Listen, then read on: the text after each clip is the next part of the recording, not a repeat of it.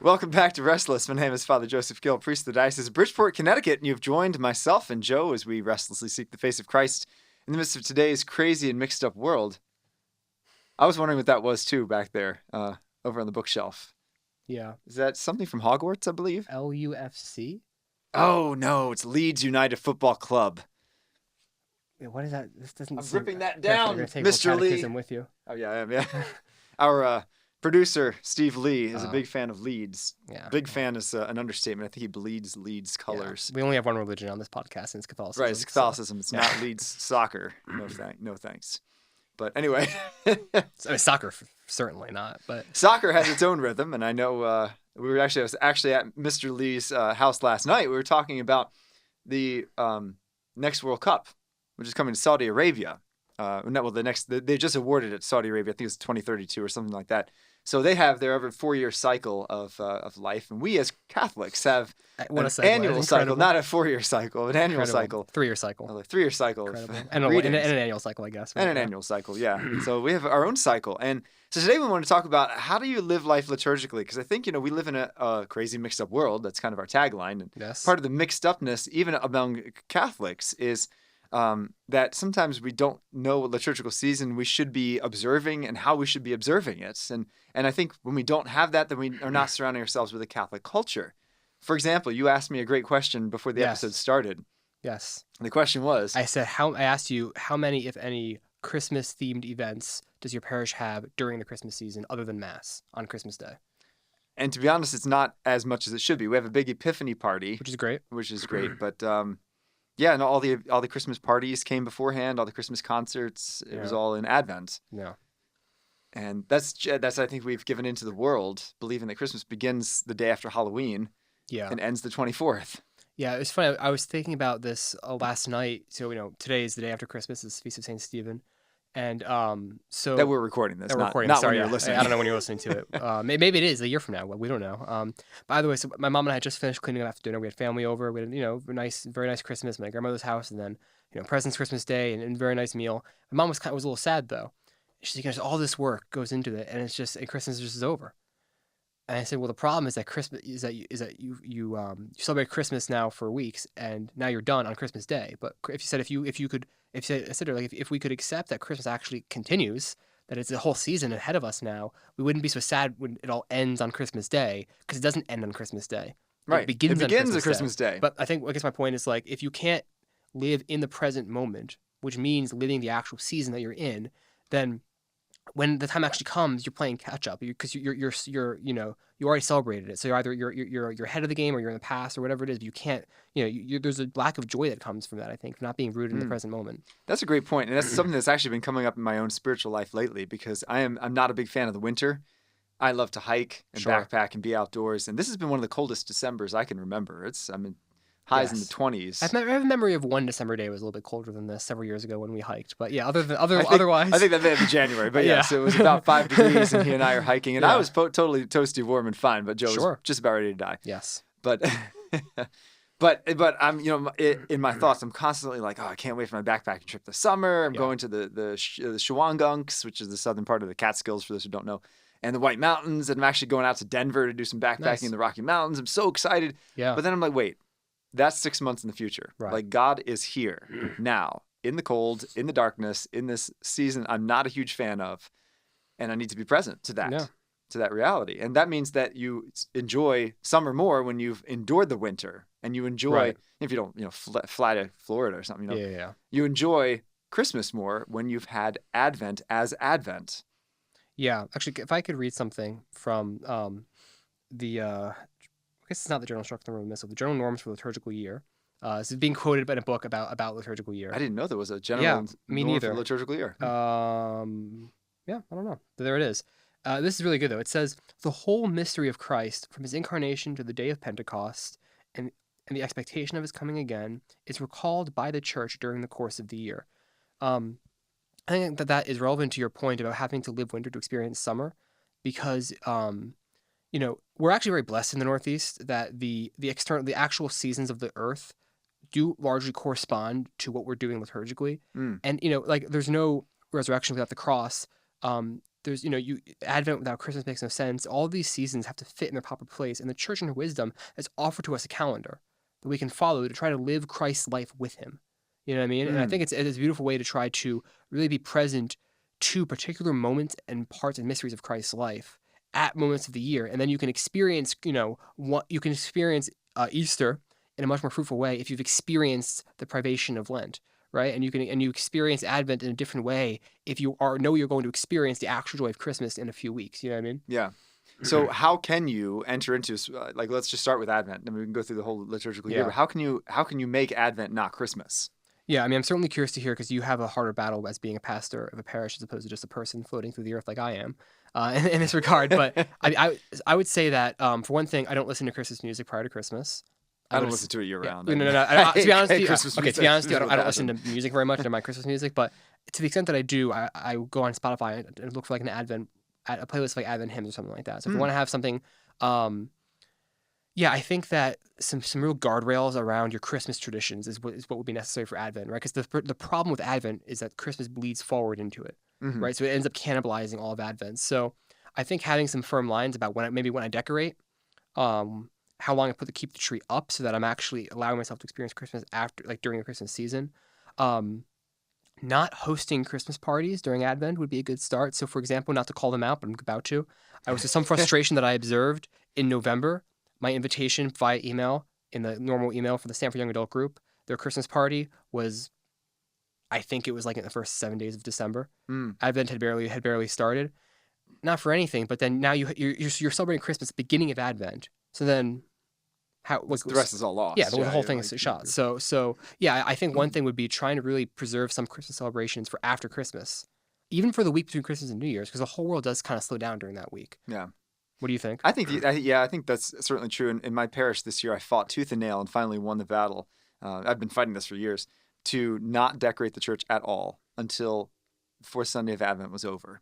And we finally did it. And it was such a different experience. It really popped on Christmas Day because people had not seen poinsettias, and the manger scene had not been up. It was very beautiful. So that was part of it. But in my own personal life, I realized, and I totally failed in this year, but Advent should be a time of fasting. It's not as intense as Lent, but it is a time of actual self-denial. And I'll tell you, the number of cookies that are coming into my rectory all throughout Advent, I think they were trying to eat me for Christmas. They're fattening me up. And I should have just thrown them all in the freezer, and brought them out Christmas Day. Next year I'm going to really make a concerted effort to do that, because I think that self-denial is important. I mean, Advent is a time not only of that, but it's also a time of repentance. You hear about all of the scriptures are all about Christ's coming, repent, and really about focusing on the second coming of Christ, especially the early part of Advent. The readings are all about that on Sundays. So that should be our focus, is, because we also Advent's the time of waiting. Yeah, but it's not waiting for an event that already happened 2,000 years ago. Alone. It is alone. Yes. Yeah. I mean, it's waiting for that celebration, but you're right. We're eagerly anticipating when Christ comes again in glory and brings to fulfillment what he started in Bethlehem. Yeah. That's a good point. I think, I guess with the exception of the Triduum, which is itself a liturgical season, Advent is probably, I think, because it's so short, it's the church does a beautiful job, I think, of really expressing different things at different times throughout Advent. So prior to December 17th, right, the readings are extremely eschatological in nature. They're talking about the second coming and final things. And then they make this switch to December 17th, and it becomes much more focused on anticipation of Christ's birth, in history. Right. And there's this beautiful book ending of life. And I think that, like, one suggestion would be to really, if you were someone who was able to go to daily mass, but even if it's just Sunday mass, the liturgical prayers of Advent are some of the most beautiful. The collects and the prefaces in Advent. So really trying to listen to that and let the liturgy kind of inform the way you think. And also the readings. The readings are really essential, like really root you in the season. I've always been moved by the prayer after communion that's said quite regularly, every other day, pretty much during daily mass in Advent. It says, even now as we walk amidst passing things, teach us by them to hold fast to the things that ever endure. Yeah, beautiful. They're all so gorgeous. Really, very, very powerful. Very powerful.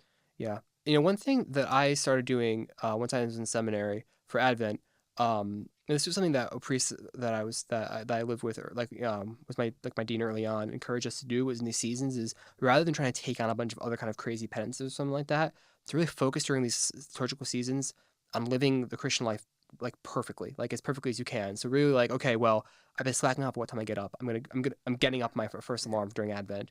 I haven't been making a full whole hour. I'm making a full whole hour during Advent, and we're using this as an opportunity because it is the beginning of the liturgical year to really focus yourself on these commitments you've made. Almost like a New Year's resolution for a new liturgical year. Yeah, exactly right. But something concrete. So it's not adding new things on. It's just living these things more intentionally and more perfectly. Mm-hmm. So that's what I try to do. When you're talking about the switchover that happens in the middle of Advent, we notice the same thing in Lent as well. Because the first 4 weeks of Lent, the 6 weeks in Lent, and the first 4 are very much focused on repentance, personal repentance and conversion. But then there's the last 2 weeks of Lent are kind of a miniature season called Passiontide, which at least in the old rite is called Passiontide. Kind of a little bit condensed now, but I love that because it really totally switches the focus now onto the crucifixion. So it's less about us and more about Christ and what he did for us. So you kind of like seasons within a season, as helpful. It were. Yeah, I remember actually the same priest I just mentioned. So this is my spiritual year, my first year in seminary. I remember he preached to us right before we left for Easter break, and he said, during COVID, so many people, had to die alone because of restrictions. It was very terrible. So don't let Jesus die alone this week. Like you're going to go home and you're going to be busy with Easter, with preparing for things and liturgies. But he said, like, take time to actually be present to Jesus in the moments of this week. Like, don't let him die alone. Like, because the temptation, and I mean, I feel as a seminarian, you must feel it as a priest, as a pastor especially. It's like you come home for Easter, like, okay, great, Triduum Holy Week, this is going to be great. And then Wednesday hits or Tuesday hits, and all of a sudden you're overwhelmed. You have the Chrism Mass, you have to change the church's decorations 3 times. You have these complicated liturgies no one knows how to do. You have to train all the servers again. There's all these considerations.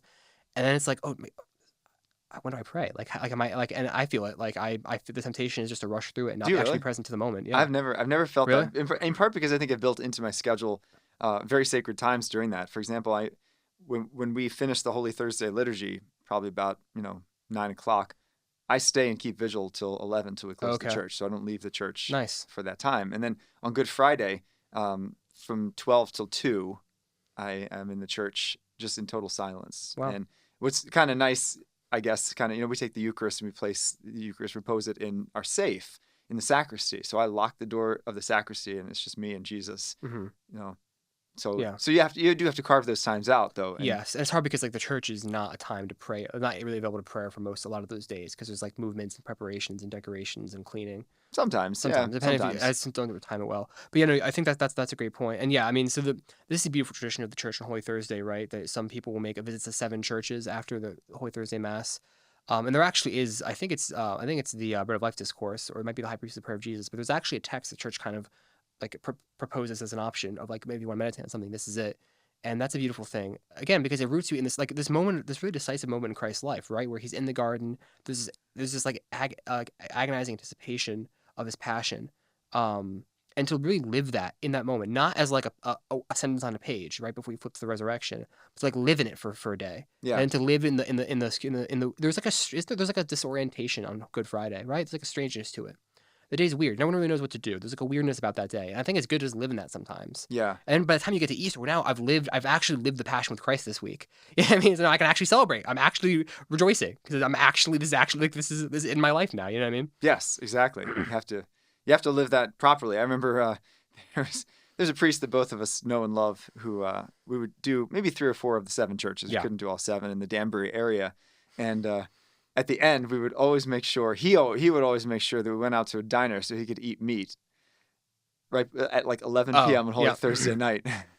And I remember being like, this is ruining this, like entering into the Triduum, right? You're completely ruining it. This is, I mean, I guess it's still related to the liturgical year, but it's interesting because Holy Thursday is taken as like the feast day of priests, like founding the priesthood. It's weird because it's not part of Lent, right? It's its own liturgical season. So it's like, it's penitential. However, we're celebrating. Like there's white vestments. It's the day for priests, so it is a tough line to walk because like you don't want to be like it's a day to celebrate the priesthood, which is a beautiful gift Christ gave us. Yeah, but you also want to keep do that before because there's the ancient tradition of the Great Paschal Fast, which is from Holy Thursday until Easter Vigil. You eat nothing. Physically, I can't do that, but is it nothing? So I thought I could be wrong. I thought it was basically keeping the rules of fasting as they exist on Good Friday throughout that time. So in other words, you're doing the 2 small meals, 1 big meal on Saturday. is that not what that's what I thought it was? Well, that Depends was how far back you go, maybe. that. Yeah, it depends how far back you go. I mean, How the ancient ancient. tradition is to eat nothing, but Okay. yeah, that rule for fasting is, pardon me, but it's most ridiculous, because Which one? well, the whole one big meal, two small Oh. meals, and the reason why is because the reason why that rule was instituted was because before the Second Vatican Council, every single day of Lent was a day of fasting, which meant that you needed to eat something in order if you're working in the Yeah. mines or in the farm, whatever. So that's why Sunday you could take off from your penance because you're starving, like you're ravenous. You had to eat 3 solidly huge meals to bulk yourself up for the next week, right? Mhm. Now that we're giving up chocolate bars on days that start with M, like Right. our penances Yeah. are so ridiculous. We're like, oh, I Right. can't handle it on I'm not Sunday. giving up ice Like, cream. I'm giving up one flavor of one right, brand just, of ice cream. Yes. just Breyer's chocolate. Yeah, That's yeah, it. yeah. Anything else is There's fine. just double chocolate. Regular chocolate is fine. Yes. Yeah. Did I ever tell you the very famous burrito story? No. This is one of my all-time favorite stories about Lent. So when I was at Trinity Catholic High School, there was a really wonderful girl named Gabby who I still really admire. She's now in college and just a tremendous woman of faith. And she would often come and have lunch in my office. And so one day, it's a Friday in Lent, and we're having lunch together. No, it's like maybe a Tuesday in Lent or something. And I'm like, Gabby, what'd you give up for Lent? And she said, I gave up burritos. And I looked down, and on her plate is a burrito. And I say, Gabby, what is that? And she said, no, this is a Southwest chicken wrap. Nice. And I'm like, what is the difference? It is a burrito. It is wrapped in a tortilla. That's awesome. It is Southwest flavored. She's a future canon lawyer. She actually started studying that for a little while. Canon law? Yeah. Or just law? Oh, she was very interested in being a canon Yeah. lawyer, which is funny. It's funny. Very briefly, a bishop came to St. Charles and told us a story that I guess it was during Lent. His grandmother or whatever had this firm rule of like one meal, whatever, like one meal today. That's what you did. We eat one meal and it's dinner. And so he lived across the street from his grandmother. That's why his mother had this rule. So he had this. He lived across the street from his grandmother. He wanted to eat there because he'd get more food. His mom made him finish his dinner at home. So he finished, and then he didn't. His last bite, he kept chewing until he arrived at his grandmother's house, and then kept eating. So it was one contiguous meal. So satisfied the fast. This bishop is a canon lawyer, so I was greatly inspired by this. Oh, technicalities. Yeah. But see, the issue with that, and the issue that I see in a lot of Catholics, unfortunately, is that the idea of minimalism, right? It's that what's the bare minimum I can do and still have it count, quote unquote. Yeah. But love doesn't look at minimums, right? Love looks at how much can I give, like. Yeah. And gosh, I look at what the saints did, and how they did penance, and I know a lot of Catholics nowadays are like, oh, if you ever do penance, you're Pelagian. No. I don't think that's that at all. No. We should have a burning desire to do penance. Yeah. Really, every Christian should do penance every day, other than like major feast days, right? Because Jesus told us to do that. Mary told us to do that at Fatima. Prayer and penance. It's, that's exactly right. It's interesting because it's interesting how cyclical this all is because we have the 3-year cycle of the readings, we have the 1 year obviously liturgical cycle, but even each week actually has its own kind of cycle and rhythm to it, right? So like Friday is a day of penance, right? And I think I'm going to show my ignorance of the subject, but there's each day of the week also has some sort of thing, right? So it's like Friday is the Sacred Heart, Saturday is Mary. But Thursday's the whole Eucharist. Yeah, there's stuff like Wednesday, this. I believe, is St. Joseph. There you go. Yeah, that's right. Wednesday, St. Joseph. So I mean, and now I do think that there's so much richness to the Catholic devotion that no one person's gonna live it all perfectly. But maybe I have a devotion to St. Joseph. So on Wednesdays, I have a statue of him. I'm gonna light a candle. I'm gonna let it burn throughout the day. I'm gonna say some prayers to him. Whatever it is. Friday, I have a devotion to Sacred Heart. Maybe I'll say the litany of the Sacred Heart. Like I do think that. And definitely fast and do some sort of course. penance. So I do think that even on small ways, there's ways to root ourselves. Again, like the Christian life is not like some sort of like vague philosophy that you can kind of just like weave in. Like it's a story to some extent. Like there's a story of Christ of his life, death, and resurrection, and it's good to try to root ourselves in it and really sit with it because then it's a different experience. And it even goes back to the idea of us being bodily creatures, right? We have souls and bodies. We're an integrated whole, right? So our bodies matter, and the ways we experience the world through our bodies matter because it's actually God speaking to us through our bodies. So the way we experience liturgical year in terms of the ways the church is decorated or not decorated. I mean, the barrenness of the church during Lent, right, makes the decorations in Easter more stark. Mm-hmm. Like you said with your parish and Christmas, like all these things help root ourselves in the actual life of Christ, I think. Well, I like how you talk about sanctifying the week. I think that's so important. In fact, can't remember what saint it was, but there was a saint who, during the days when it was customary only to receive communion once a week, that they would spend Wednesday, Thursday, Friday, and Saturday. The whole prayer was all about preparing to receive Holy Eucharist. Yeah. Then on Sunday, they receive him. And then Monday, Tuesday, and Wednesday were all about Thanksgiving for Right. that Eucharist they received. Yeah, it's so it's beautiful. truly a Eucharistic-centered life. Yeah. And one of the things that I know that I struggle with, and I think most Christians struggle with, is the sanctification of Sunday. I was going to say, yeah. So, how do you make Sunday different than the rest of the week? Yeah, it's tough, right? So I mean, this only applies to me, but so I'm in seminary. So what I try to do, and no, I don't do this perfectly, but what I try to do is to not do any schoolwork until after Vespers. So we have morning prayer at 9, we have mass thereafter, and then we have like several hours, and 5 o'clock is Vespers. So if I'm going to do any work Sunday, I do my best not to do it during those hours. Mm-hmm. So the idea would be like, okay, well, this is set aside time where since I can't do work, I'm going to call my family, I'm going to spend time with other seminarians. I have like a small group of some of the Bridgeport guys that we get together and kind of touch base as a weekly thing, read, pray more. So that's one thing that I do just to try to protect that time. Mm-hmm. It's harder when I'm home because I don't have schoolwork, and so yeah. So what do you do? It's harder it's very hard. I mean, Well, I remember as a priest, my busiest time yeah. is Sunday. Yeah. So that's not great. But the one thing I do try to do is try to not shop on Sundays if possible. So Yeah. so especially like getting gas, to prepare for the week, I try to plan to do it Saturday or Monday if I can, and grocery shopping, things like that. Because there really is, in addition to obviously attending Mass on Sunday, the avoidance of servile labor. Yeah. If at all possible, right? I mean, I think it is possible. We just may have to make some adjustments to our life, and maybe on Saturday, of course, the great bugaboo in our culture is every single kid is involved in every single sport, which is getting so out of hand, and parents just need to learn to say no. That no, Yeah. we're not going to spend 12 hours at a soccer field on Saturday in Wisconsin because I need to clean my house, and I need to make Sunday sacred by not cleaning my house on Sunday. Right.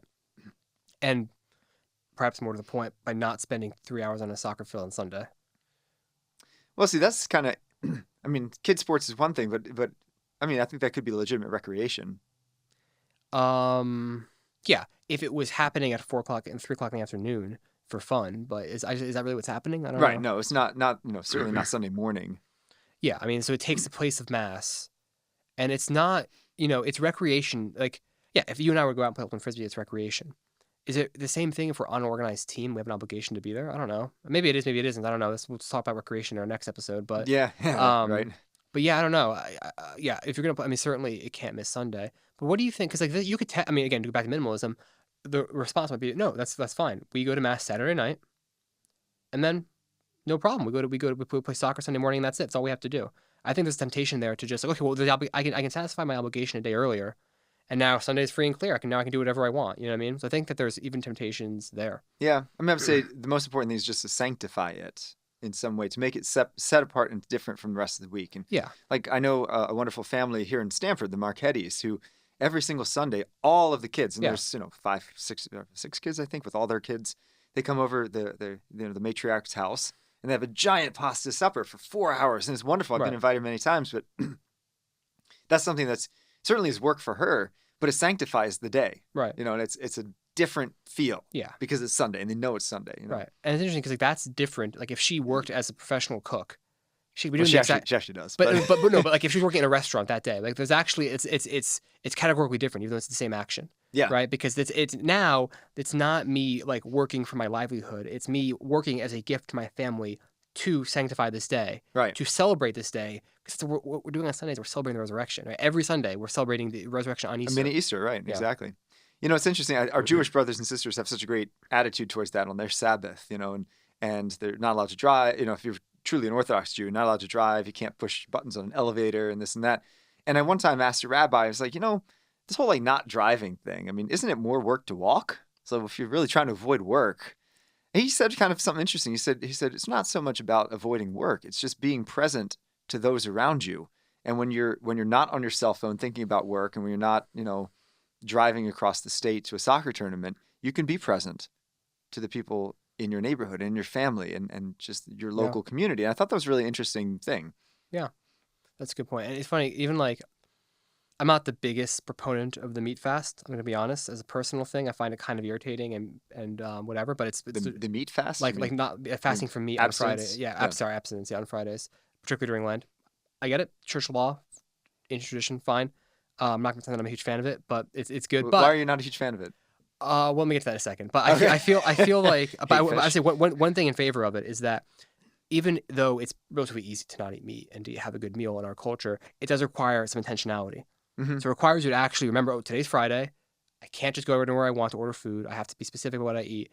So that's good. It roots you in the day. And it's something that we're doing together. Yes. Because we can all pick an individual penance for Lent, but to do it like, okay, you're doing it and I'm doing it and every Sure. other Catholic Yep. in the world is doing it, like that's something Yeah. No, these are like the strong. kind of unites us. These are the strongest arguments. So why are you Okay, not a here's my fan? problem. And again, like this is not like some sort of like heritage. Like I get it's important. It's my own personal feelings towards it.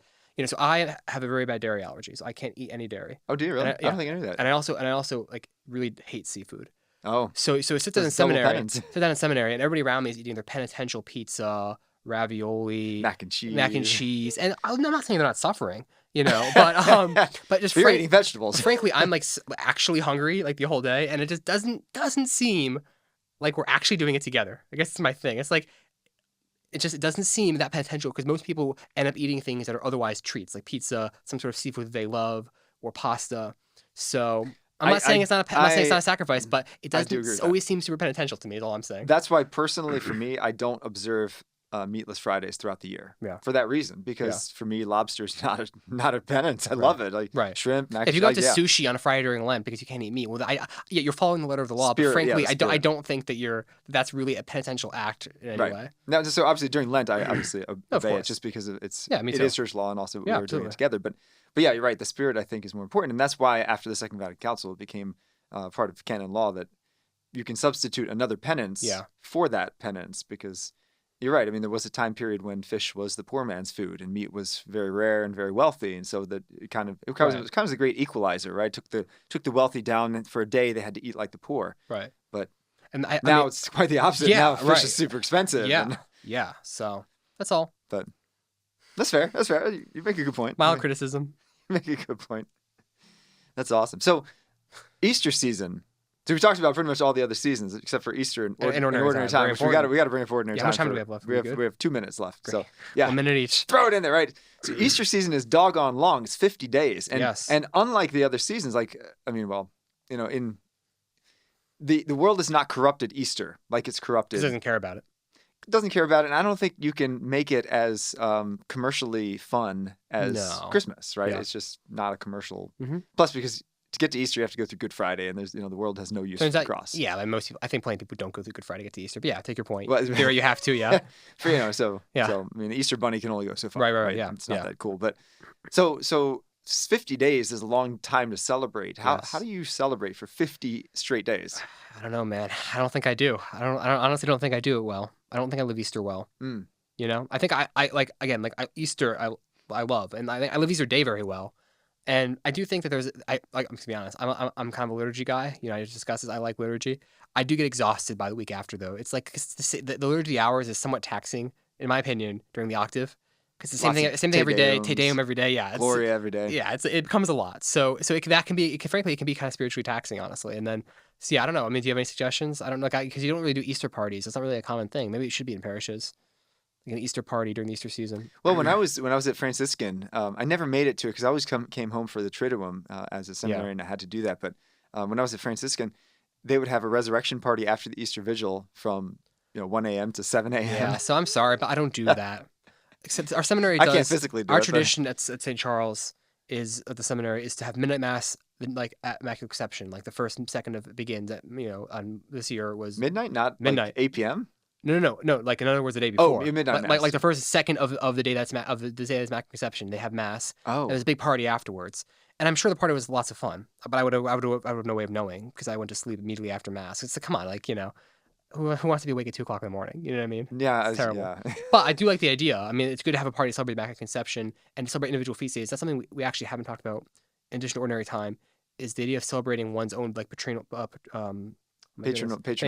feasts. Yeah. Patronal. Yeah. Say it after me. Patronal. I don't know if I can say the word. I apologize. Yeah, but like living even just like the saints, like living this time of the year, the immediate post Christmas time is very, very great liturgical. We have St. Stephen, we have Holy Innocents, that's some great stuff. So right, that's true. And St. Joseph on March 19th for both of us. It's very big. Also May 1st, St. Joseph's feast day. Especially big when it's a Friday during Lent. Huge. Yeah, huge. I don't know if it is this year. Probably not. You want. Huge. I don't know. Huge. Anyway, we could keep going for quite a long time, but my challenge to all of us is just to go live life liturgically, right? We're very blessed to have a church year that goes in cycles, and each cycle should be a time of deepening, our relationship with Christ and deepening living out Christ's mysteries of his life, death, and resurrection. And so enter into it. And if you enter into it, I guarantee you're going to reap incredible spiritual benefits. You can find us on Veritas Catholic Network, 1350 AM and 103.9 FM, and wherever you get your podcasts. So tune in next time to Restless.